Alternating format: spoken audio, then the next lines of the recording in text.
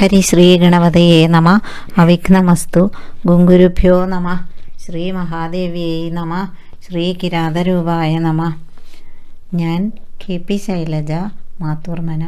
ഇന്ന് ശ്രീമദ് ദേവി ഭാഗവതം 3-ാം സ്കന്ധം 23-ാം അധ്യായത്തിലത്തെ 1 മുതൽ 27 കൂടിയുള്ള ശ്ലോകങ്ങളാണ് പാരായണം ചെയ്യുന്നത്. ഈ അധ്യായത്തിൻ്റെ പേര് ദേവീ പ്രത്യക്ഷവും യുദ്ധവും എന്നാണ്. അപ്പോൾ സുദർശനനും ശശികലയും കൂടിയുള്ള വിവാഹം കഴിഞ്ഞു. അവർക്ക് വേണ്ട സ്ത്രീധനം വെച്ചാൽ ആന, കുതിര, തേര്, കാലാള് ഇങ്ങനത്തെ പടയും സ്വർണ്ണാഭരണങ്ങളൊക്കെ കൊടുത്ത് സുബാഹു രാജാവ് അവരെ യാത്രയാക്കി. വ്യാസൻ: പിന്നെയും കാശിഭൂപാലൻ ജാമാതാവിന്നു സാദരം 6 നാൾ വേണ്ട പോൽ രാജകീയ സത്കാരമേകിനാൻ.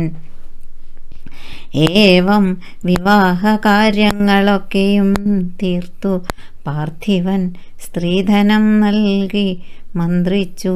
പിന്നെ തൻ മന്ത്രിമാരുമായി മാർഗരോധം ചെയ്വതായി ചാരന്മാർ ചെന്നുരയ്ക്കയാൽ വിമനസ്സായി വൻ പ്രതാപമാളുമക്കാശിഭൂപതി. അപ്പോൾ ഈ സുദർശനനും ശശികലയും പോണോടത്ത് മാർഗതടസ്സം ഇപ്പം മാത്രമല്ല അല്ലേ, വഴി തടയൽ പണ്ട് തന്നെ ഉണ്ട്. മാർഗരോധം ചെയ്യാൻ രാജാക്കന്മാരെ കണി നിരന്നുണ്ട് എന്ന് ചാരന്മാർ വന്ന് പറഞ്ഞു. അപ്പോൾ വിഷമായി കാശിരാജാവായിട്ടുള്ള സുബാഹുവിന്. തഥാ ശ്വശുരനോടോതി ദൃഢനിഷ്ഠൻ സുദർശനൻ, ഞങ്ങൾക്കനുജ്ഞ തന്നാലും ശങ്കയെന്നേ ഗമിക്കുവൻ. ഭരദ്വാജർഷിതൻ പുണ്യാശ്രമത്തിൽ ചെന്നനന്തരം സാവധാനം ചിന്ത ചെയ്യാം എങ്ങു പാർക്കണമെന്നതായി. പുണ്യാത്മാവേ, നൃപന്മാരിൽ നിന്നേതും വേണ്ടതേ ഭയം, തുണയിങ്ങേകിടും നൂനം ഭവാനി ജഗദംബിക. സുദർശനം പറഞ്ഞു ഭാര്യയുടെ അച്ഛനോട്, അങ്ങ് വിഷമിക്കേണ്ട, ഞങ്ങൾ ഭരദ്വാജാശ്രമത്തിൽ ചെന്നിട്ട് എന്തൊക്കെയാണ് വേണ്ടതെന്ന് ഇനി തീരുമാനിക്കാം. അങ്ങൊട്ടും വിഷമിക്കേണ്ട, എല്ലാത്തിനും ഞങ്ങൾക്ക് തുണയുണ്ട്. ആര്? സാക്ഷാൽ ജഗദംബിക, പരാശക്തി ഭവാനി. വ്യാസൻ: ജാമാതാവിന്നഭിപ്രായം അറിഞ്ഞു നൃപസത്തമൻ യാത്രയാക്കി ധനത്തോടും പുറപ്പെട്ടാനവൻ ക്ഷണാൽ. വമ്പൻ പടയുമായി ചെയ്താൻ അനുയാത്ര സുബാഹുവും സഭാര്യനായി പുറപ്പെട്ടാൻ നിർഭയം രാജപുത്രനും. അനേകം തേർച്ചൂഴവേ തൻ ഭാര്യയൊത്തു രഘുദ്വഹൻ തേരിൽ ഗമിക്കെ കണ്ടാനശ്വശുരൻ ഭൂപാലർ തൻ പട. അപ്പോൾ കണ്ടാനശൂരൻ ഭൂപാലർ തൻ പട. അങ്ങനെ ഭാര്യയും കൂടിയിട്ട് ഈ സുദർശനം പോകുമ്പോൾ മറ്റുള്ള ആ രാജാക്കന്മാർ യുദ്ധസന്നദ്ധരായി വന്നിട്ടുള്ളത് കണ്ടു സുദർശനൻ. അവരെ കണ്ടഹോ ചിന്താവിഷ്ടനായി കാശിഭൂപതി, വിധി പോൽ ശിവയെ താനുൾ താരിലോർത്തു കുമാരനും ഏകാക്ഷരം കാമരാജമന്ത്രം ശ്രേഷ്ഠം ജപിക്കയാൽ ഭയശോകാദി കൈവിട്ടു പുതുപത്നിയുമൊത്തവൻ. കോലാഹലം കൂട്ടി മഹീപാലന്മാരൊക്കെയും തഥാ സേനയോടൊരു ചെയ്യുവാൻ. അവരെ കണ്ടുപോരിനായി തയ്യാറായി കാശിഭൂപനും ജയേച്ഛുവാം രഘുസുതൻ തടുത്തു പലമട്ടിലും. പരസ്പരം ജയേച്ഛുക്കൾ സുബാഹു നൃപസേനകൾ മുഴക്കി കുഴലും ശംഖും പെരുമ്പറകളും തഥാ ശത്രുജിത്തും പോരടിക്കാൻ തയ്യാറായി വന്നു തൽക്ഷണം. സഹായിക്കാൻ യുധാജിത്തും പടയും കൊണ്ടിറങ്ങിനാൻ. അനേക രാജാക്കന്മാർ വന്നു, ശത്രുജിത്ത് വന്നിട്ടുണ്ട്, ഒപ്പം യുധാജിത്തും വന്നു മുത്തശ്ശൻ.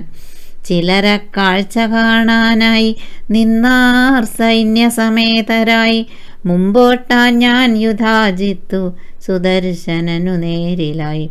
അവനത്തേറിനാൻ ശത്രുജിത്തും ഭ്രാതൃവധേച്ഛയാൽ. അന്യോന്യമെയ്താർ ബാണൗഘം മൂവരും ക്രോധമൂർച്ഛയാൽ. ശത്രുജിത്ത് സ്വന്തം സഹോദരനാണ്, അച്ഛൻ്റെ മകൻ തന്നെ, അമ്മ വേറെ എന്നല്ലേ ഉള്ളൂ. ആ സഹോദരനെ കൊല്ലാൻ വേണ്ടി ശത്രുജിത്തും ഒക്കെ വന്നു. കൂരമ്പിൻ നിരപെയ്ദേവം ഘോരമായി തീർന്നു സങ്കരം. കാശീപതിയുമന്നേരം ബഹുസൈന്യങ്ങളൊത്തുടൻ സഹായിക്കാനെത്തി തൻ്റെ പുത്രി തൻ മണവാളനെ. രോമാഞ്ചകാരകം ഘോരരണമേവം നടക്കവേ പ്രാദുർഭവിച്ചാളവിടെ സിംഹവാഹിനിയായി ശിവ. നാനായുധങ്ങളും ദിവ്യാംബരവും ദിവ്യഭൂഷയും മന്ദാരമാലയും പൂണ്ട ചാരുരൂപിണി ചണ്ഡിക. അവളെ കണ്ടു ഭൂപാലരാശ്ചര്യസ്തബ്ധരായി തഥാ. ആരിസിംഹാരൂഢയായോൾ എങ്ങു നിന്നിവൾ വന്നതും ദേവിയെ കണ്ടോതി കാശീപതിയോട സുദർശനൻ. കാൺകരാജൻ ദിവ്യരൂപയാമി സുന്ദരി ദേവിയെ വന്നാൾ ദയാപൂർവം ഇവളെന്നെ ആശീർവദിക്കുവാൻ. നിർഭയന്മാരിൽ വെച്ചിന്നു നിർഭയൻ ഞാൻ മഹീപതേ. അപ്പോൾ ഇങ്ങനെ യുദ്ധം അഘോരമായി തീർന്ന സമയത്ത് അവിടെ ഭഗവതി സാക്ഷാൽ ജഗദംബിക പരാശക്തി സിംഹവാഹിനിയായിട്ട് അവിടെ പ്രാദുർഭവിച്ചു. അപ്പോൾ സുദർശനം കണ്ടു ഭഗവതിയെ.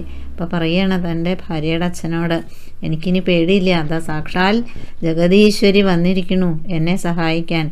നിർഭയന്മാരിൽ വെച്ച് നിർഭയനാ, എനിക്കിനി എന്താ പേടിക്കാനുള്ളത്. സുദർശനനും അക്കാശിഭൂപനും നേരിലിങ്ങനെ ആവരാനനയെ കണ്ടു കുമ്പിട്ടാർ ഭക്തിപൂർവകം. ഗർജിച്ചു സിംഹമൊന്നപ്പോൾ ഞെട്ടിപ്പേടിച്ചിതാനകൾ. കൊടുങ്കാറ്റുഗ്രമായി വീശി ഇരുളാണ്ടിതു ദിക്കുകൾ. സുദർശനൻ തൻ്റെ സേനാപതിയോടോതിങ്ങനെ, ഭൂപാലന്മാർ കൂടി നിൽക്കുമാ വഴിക്കാശു പോക നീ. കോപിച്ചൊരി ദുഷ്ടഭൂപർ ചെയ്വതെന്തെന്നു കാൺക നാം. ഭയങ്കരമായിട്ട് കൊടുങ്കാറ്റായി, ദിക്കുകളൊക്കെ ഇരുട്ടടച്ചു. അപ്പോൾ സുദർശനൻ സേനാപതിയോട് എന്താ പറഞ്ഞത്? ആ രാജാക്കന്മാർ നിൽക്കണോടത്തേക്ക് തന്നെ നമുക്ക് പോവുക, കാണാലോ എന്താ ഉണ്ടാവുകയെന്ന്. അങ്ങനെ ആ യുദ്ധം അങ്ങനെ കൊടുമ്പിരി കൊണ്ട് നടക്കുകയാണ്. ശ്രീ മഹാദേവിയേ നമഃ.